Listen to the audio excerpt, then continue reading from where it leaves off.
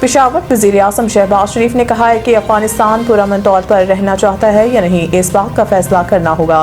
Khyber Pakhtunkhwa security workshop के शुरा से खिताब करते हुए वज़ीर आज़म ने कहा कि खैबर पख्तूनख्वा ने दहशतगर्दी के खिलाफ जंग में बेमिसाल कुर्बानियाँ दी हैं। हुकूमत खैबर पख्तूनख्वा में अमन अमान की सूरत हाल मज़ीद बेहतर बनाने के लिए अमली इक़दाम कर रही है।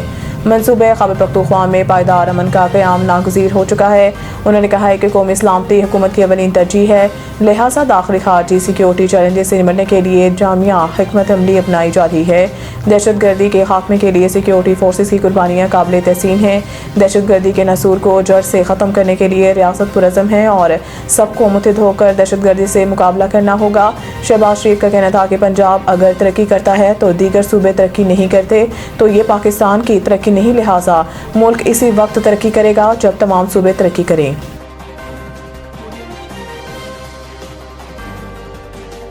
कराची गुल प्लाजा में फायर ब्रिगेड और रेस्क्यू एहलकारों की कार्रवाइयां जारी, जहां 2 फ्लोर्स को क्लियर कर दिया गया है। कराची के जिला जनूबी के डिप्टी कमिश्नर जावेद नबी कोसू ने बताया कि आग से मुतासर होने वाले गुल प्लाजा के ग्राउंड फ्लोर और पहले फ्लोर को क्लियर कर दिया गया है।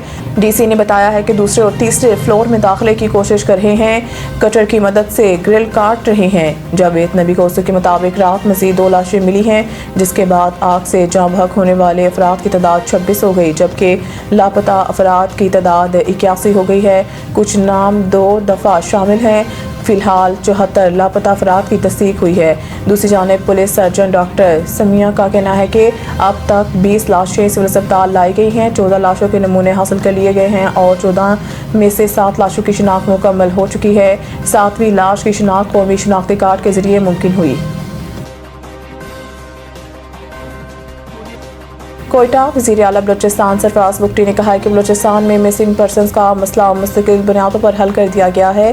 समाजी राब्ते की साइट एक्स पर जारी बयान में सरफराज बुगटी ने कहा है कि गुड गवर्नेंस और मेरिट के ज़रिए से ही हम बलूचिस्तान की अवाम की महरूमियों का इजाला करके इनको रियासत के साथ जोड़ सकते हैं। उन्होंने कहा है कि बलूचिस्तान में गवर्नेंस की बेहतरी के लिए हमने बलूचिस्तान काबीना के इजलास में 2 नए डिवीज़न पशीन और कोहे सलेमान बनाने की मंजूरी दे दी है। साथ ही मज़ीद डिवीज़न और इस्लाह बनाने पर भी काम जारी है। सरफराज बुगटी ने मज़ीद कहा कि बलूचिस्तान में मिसिंग पर्सनस का मसला मुस्तकिल बुनियादों पर हल कर दिया गया है। मुख्तलिफ लोगों ने मिसिंग पर्सनस के इशू पर सिर्फ सियासत चमकाई, रियासत को मोरद इल्ज़ाम ठहराया और वोट हासिल करने की कोशिश की। हमने पहली दफ़ा इसका हल निकाला है। वज़ीर आला बलूचिस्तान का कहना था कि कानून नाफिज करने वाले इदारों के पास मुश्तबा अफराद से तफ्तीश के लिए कानूनी फ्रेमवर्क मौजूद है। अब लापता अफराद का इल्ज़ाम रियासत पर नहीं डाला जा सकेगा। नई दिल्ली भारत और मुत्तहदा अरब अमारात के दरमियान दिफाई ताल्लुकात, तजारत और LNG के मुआहदे हो गए। बुध को मुत्तहदा अरब अमारात के सदर शेख मोहम्मद बिन ज़ायद अल नहयान मुख्तसर दौरे पर भारत पहुँचे, जहाँ इनका इस्तकबाल वज़ीर आज़म नरेंद्र मोदी ने किया। भारतीय वज़ारत ख़ारजा के मुताबिक नई दिल्ली में भारतीय वज़ीर आज़म मोदी से मुलाकात में दोनों मालिक के दरमियान दिफाई ताल्लुकात, तजारत और LNG के मुआहदे हुए हैं। भारतीय वज़ारत खारजा ने बताया है कि दोनों मालिक ने अगले 6 साल में 2 तरफा तजारत $200 अरब तक पहुँचाने पर इत्तफाक किया। इसके अलावा UAE से 5 लाख मेट्रिक टन LNG की भारत फराहमी के 10 साला मुआहदे पर भी दस्तखत हुए।